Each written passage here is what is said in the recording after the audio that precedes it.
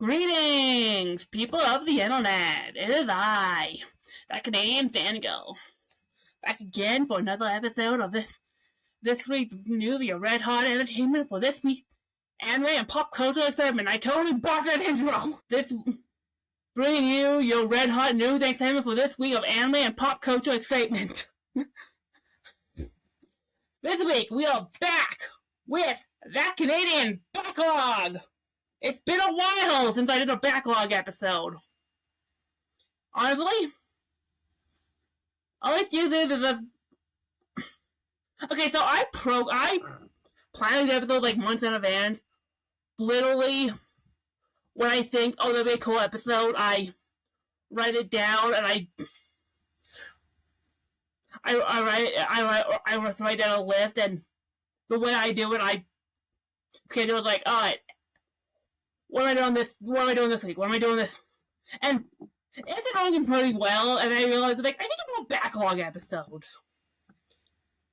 So, this is a backlog that I got caught up on about 2 months ago, because I knew I had to have a season left to watch, because I started this show about 2 years ago, and then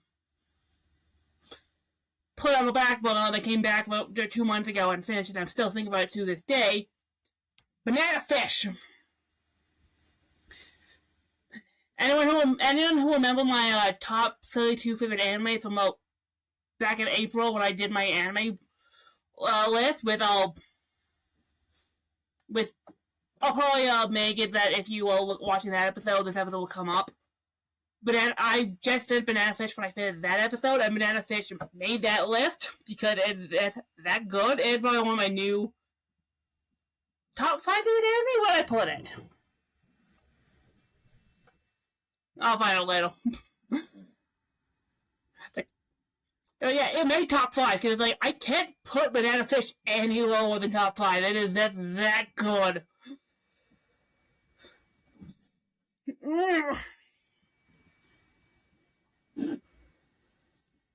And the reason it took me so long to finish Banana Fish in the first place is because Banana Fish is weird in that it's only available on Amazon Prime Video, and I don't like anime Prime Video. I think Prime is does not know how to handle anime at all.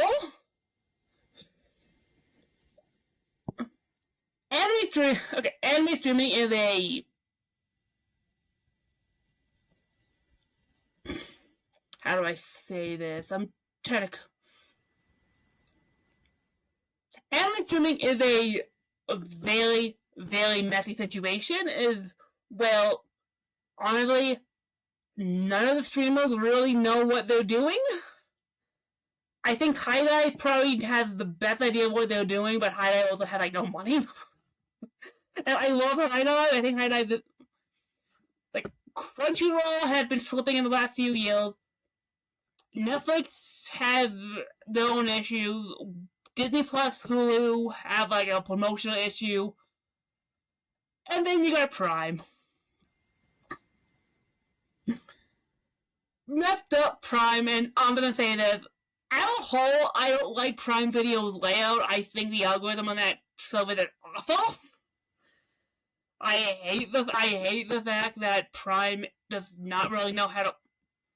And, okay, Prime Video is not their... And I get it, Prime Video is not where I make their money because they get it off of shopping. Like, Amazon Prime is Amazon is a shopping website. I get that. Most people who have Prime Video have Amazon accounts so they can pay for the free 2-day shipping. I get that. I still, with Prime Video, had a way better use of algorithm, because I've always said about Prime Video, I don't like that there is no new to Prime option on Amazon Prime without having to go through, like, 50 menus. It's like, oh, something just came out on Prime. Where is it? It's like, it is not, like, one of the 5 shows they'll really pushing that week. Most of the time, I'm trying to get really buried, and there is a ton of anime on Prime.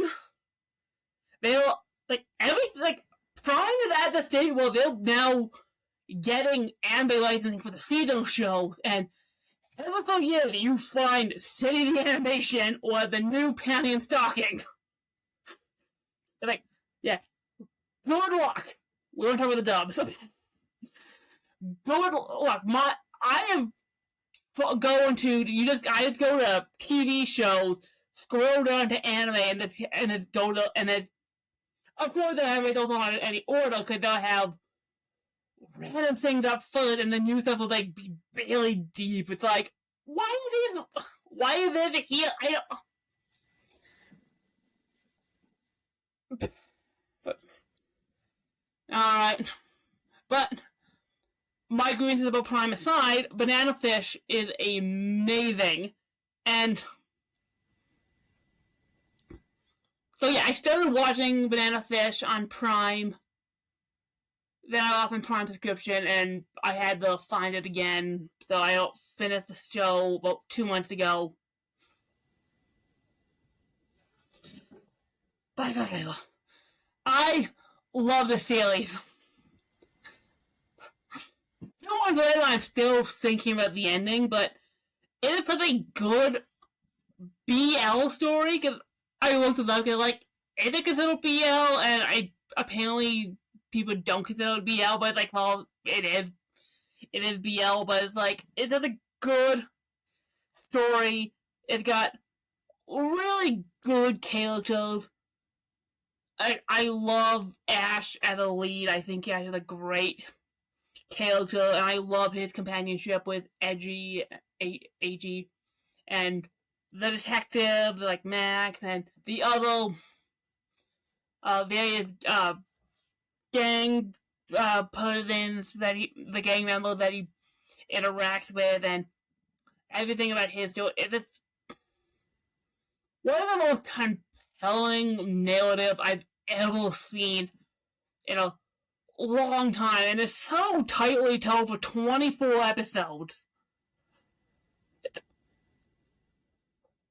Like, it opens up, you see this war scene, you hear the term Banana Fish dropped, you don't know what Banana Fish is, you cut to New York, there's gang violence and crime, on the streets, there's all these various factions. You have the Chinese, you have these other various gangs, you have all the stuff, and you have this Japanese photographer, the reporter comes in to meet with the American photographer. AG comes in. They meet up with Ash, and then they go on this journey to discover the secret about what Banana Fish really is, and how it relates to the Chinese and these teens in this teen gang, and I think a little bit of mafia going thing, and how that ties into this weird LGBT grooming thing. Well, Ash was preyed upon sexually by this older man, and the character is LGBT. I don't think they hide the fact that Ash is gay. That's who he is. It's awesome. As you figure out how it's all tied together, and the violence wraps up, and so the stories get involved, and the people, and people coming in to find other people, and and how it's all tied together. It's like, this is brilliant. Gorgeously animated too. It's like, this is probably hands down Mappa's best shows. It's one of the best looking. It's one of those things that's like, I've never seen Mappa do animation this good. And Mappa, I did that Mappa tier list. Mappa can do amazing stuff, but that is a very realistic looking action. It's gang fights with guys pulling knives and gun violence in America. We're not getting flashy kung fu kicks and like really cool, fight scenes, but instead you're just getting like two dudes on a bridge lunging at each other in a knife fight, and it's like, it is so beautifully tense that you just kind of love it, and the stakes feel real. Like, we say a little more about that show. I love the show. Like, it's got great music. This is one of the things that I think a lot of people would introduce to the Five to the Prophet. Like, good God, that opening. Both openings, by the way. I didn't even really like the second opening. And the endings are great. The OST is amazing. Just watching it episode with Ash, just, the leader of his, little gang, clashing with, having the internal spat. Banana Fish comes in the picture. He teams up with these reporters. These reporters to try to, get to the bottom of this. They discover how everything is tied into with Going Scene, this mafia dude who also ruined Ash's life.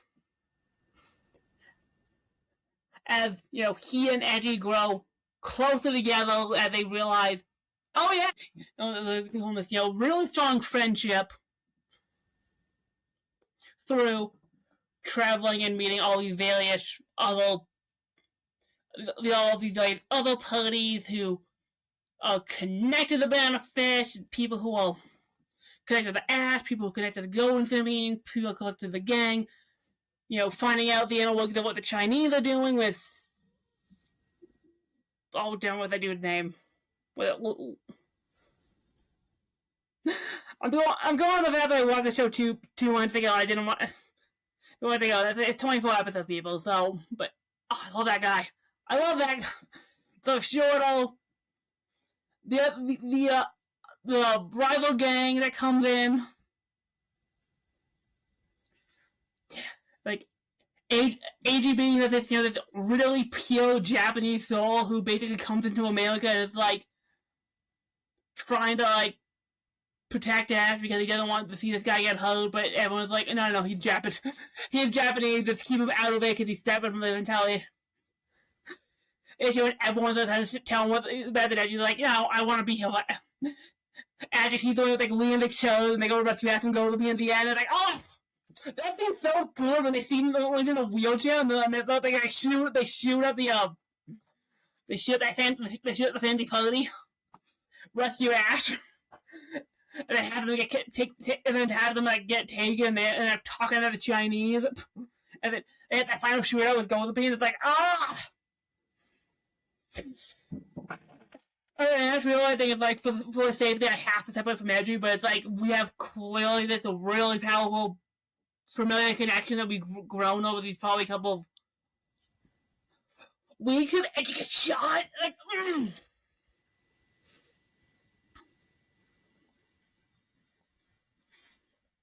And I love the scene in the second half when they get Ash back and he basically kind of pull him out of the bed and it's like, okay, they told a couple. I love that stuff. It's so good. Oh, so great. My God, I am still thinking about that ending. Oh, the ending to Banana Fish is so. Oh. I'm thinking the entire time, it's like, I want to see Ash and AG reunite, and I like, this kind of connection they form with AG kind of teaching Ash a little bit of Japanese, and it's beautifully poetic and also kind of ironic at the same time, and he writes the note, and he gets the note from Edgy, and he's like, and he's writing, and you're like, oh my God, they're gonna be together, and then Ash gets freaking shanked by someone, and he's limping back into the library, and he's reading the note, and you're like, and you're sitting there like, what, and then he just hunts sale, and you're like, oh, no, they unalived him, no, and then it's fade out, and then it ends, it's like, no, oh, man, one of the best animators of all time. In a show filled with such good moments, with so many likable characters. I really liked Mac, the detective that Ash goes to with the information on banana fish, and anything about the little banana. And then Edgy's dealing with the Chinese what's the name? And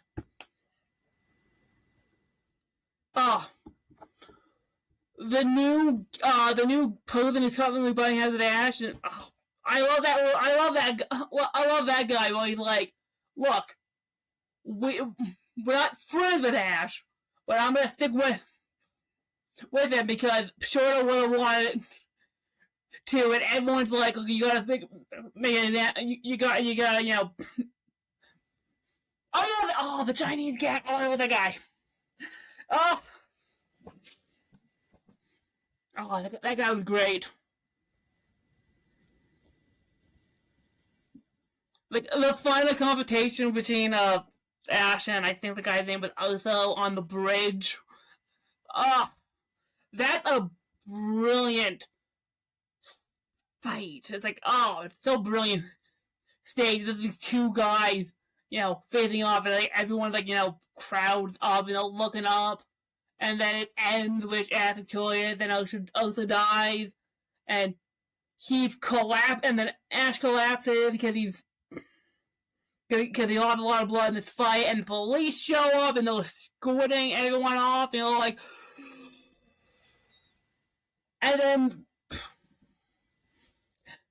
Ash doesn't show up because they pretend him dead because they want the Tesseract to go with the Peen. It's like, I think he's got his house show in full, but you really should have watched it.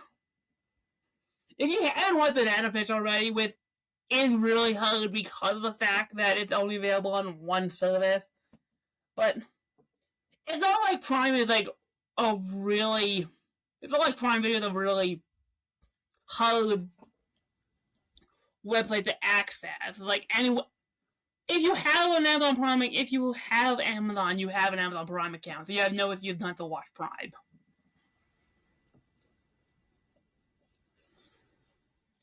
But like the themes of the surveilling levels of violence and the LGBT plus themes of it all, and it's how everything comes together.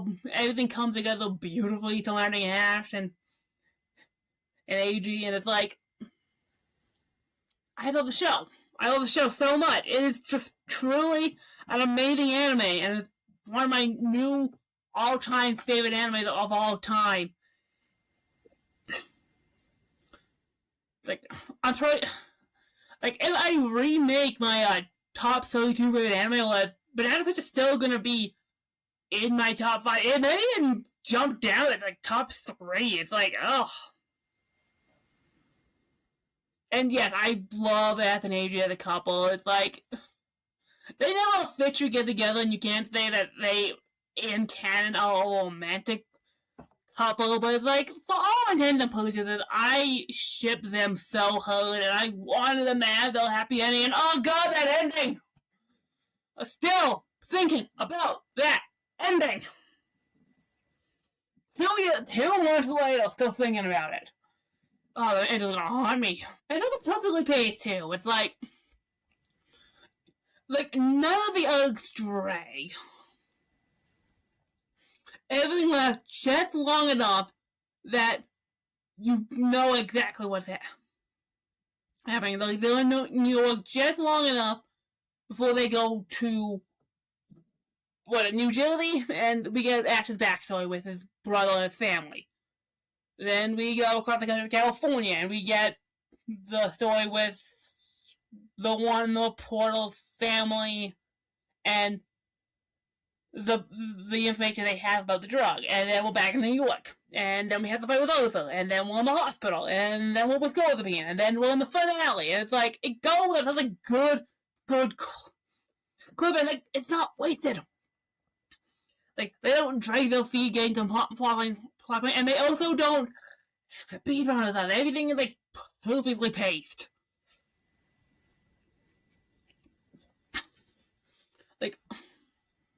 for a show that it isn't not at all. It's only five. It's only from like 6 years ago.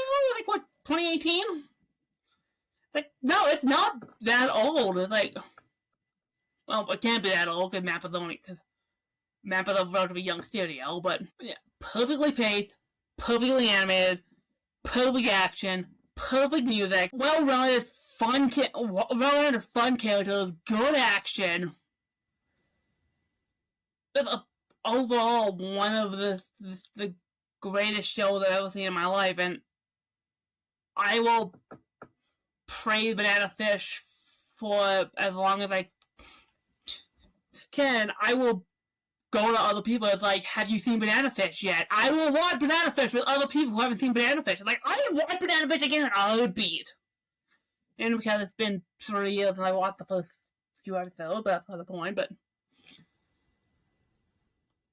And even with that, I still remember how the show told a story. I still remember the opening scene with the tanks.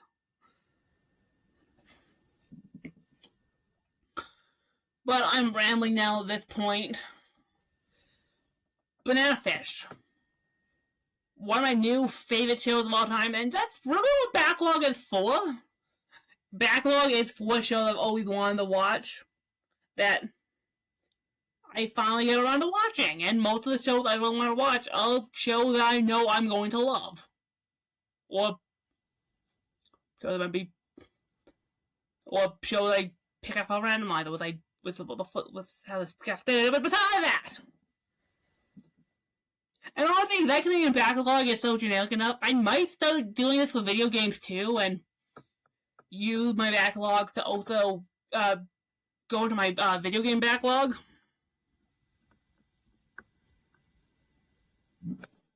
But yeah, that's Banana Fish. Thanks for listening to another episode of That Canadian Backlog. Next week, another series I started that hopefully will be just as fun. Preview, we're going back to Ships Happen. I have a picture right now with Margaret Ladybug, so I'm finally gonna do it! Woo! Wish me luck, people. 5 seasons of a love square. Remember to like, follow, and subscribe to this podcast over on Spotify. It's helping the algorithm boost the numbers up and let people know where they are. Remember to recommend this podcast on your social media to your friends and family and people you know, to help people discover that Canadian Fangirl more. Leave a comment in the description down below the description is underneath the video, and the comment should be right underneath the description, so leave a comment if you want to talk about Backlog. Remember to follow me on all my socials: Blue Sky, Twitter, Instagram, Facebook, my Twitch. I am on YouTube. At Pokemon JFan. Go follow That Canadian Fangirl over on YouTube, and leave a like and comment over on the YouTube channel if you're watching over there.